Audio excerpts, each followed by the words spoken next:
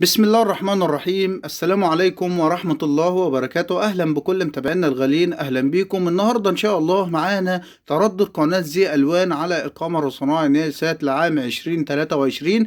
هنبدأ مع بعض نتعرف على التردد القناة عشان الناس اللي بتسألني عن تردد قناة زي ألوان. النهاردة جايب لك التردد اللي القناة حاليا شغالة عليه، عشان لو حضرتك القناة موجودة عندك وبيقول لك لا يوجد إشارة أو الخدمة غير موجودة، يبقى أنت تابع معايا الفيديو ده للنهاية، وإن شاء الله خليك تنزل القناة عندك على الريسيفر بعد مشاهدة الفيديو ده. عايزين نصلي على النبي. لو حضرتك مسلم بالله عليك يا اخي الكريم، ما انت طالع من الفيديو ده الا لما تعمل لايك وتشترك معايا في القناة وتعمل مشاركة. لو ليك اي سؤال او اي استفسار اكتبوا لي في التعليقات، وانا ان شاء الله بحاول ان انا ارد على كل مشاهدينا الكرام. خلينا نخش على فيديو النهارده.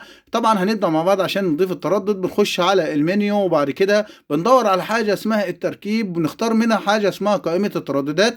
من قائمة الترددات بتظهر معانا الوجهه اللي حضرتك شايفها. عشان اضيف التردد بروح على كلمه اضافه او كلمه زياده على حسب ما موجود عند حضرتك.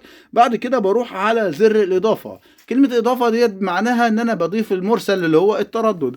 طيب التردد هيكون إيه؟ طبعا التردد زي ما هو 11277. 11277 معدل ترميز وهو 27500 زي ما حضراتكم شايفين. حضرتك هتكتب نفس الترددات اللي أنا بكتبها لك ديت. إن شاء الله هتضمن إن أنت تنزل قناة زي ألوان اللي حاليا القناة اللي التردد شغال عليه. وطبعا الاستقطاب هخليه عمودي أو رأسي. بعد كده بضغط أوكي. هيقول لك هنا لو قال لك المرسل موجود يبقى ما فيش اي مشكله خالص. بعلم علامه الصح اقصاد التردد، وبعد كده بروح على زر البحث. زر البحث هيبدا يحفظ معايا. لو انا بضيف التردد ده لاول مره هيبدا يقول لك حفظ البيانات. اما لو التردد ده موجود عندي مش هيبدا ان هو يحولك للواجهه دي على طول. خلاص كده، خلاص يبقى احنا كده دخلنا على الخانه اللي فيها البحث. بيقول لك البحث عن الشبكه بخليها غلق. وبعد كده نوع القناة طبعا اخليها زي ما انت شايف. هنا نوع البحث بخليه التلفزيون. ليه؟ عشان ينزل لي قنوات التلفزيون فقط. وبعد كده بضغط اوكي.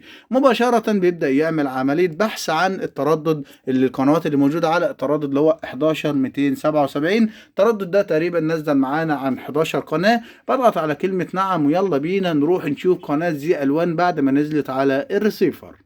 وبعد ما نزلنا القنوات على الريسيفر طبعا بندور على اخر القنوات اللي نازله معانا. هتلاقي ان قناه زي الوان. قناه زي الوان من ضمن القنوات المميزه، وطبعا قناه تشتغل على كل الريسيفرات سواء اس دي او اتش دي. ونازل معاها برضو معانا قناه زي افلام. يعني التردد ده هينزل معاك الاربع قنوات الهنديه زي ما حضراتكم شايفين، اللي هو بي 4 يو افلام وبلس طبعا، وهنا اللي هو زي الوان وزي افلام. وبكده يبقى احنا تعرفنا على تردد قناه زي الوان. وان شاء الله كده اتمنى لكم فرجه ممتعه. اشوفكم في رعايه الله، والسلام عليكم ورحمه الله وبركاته.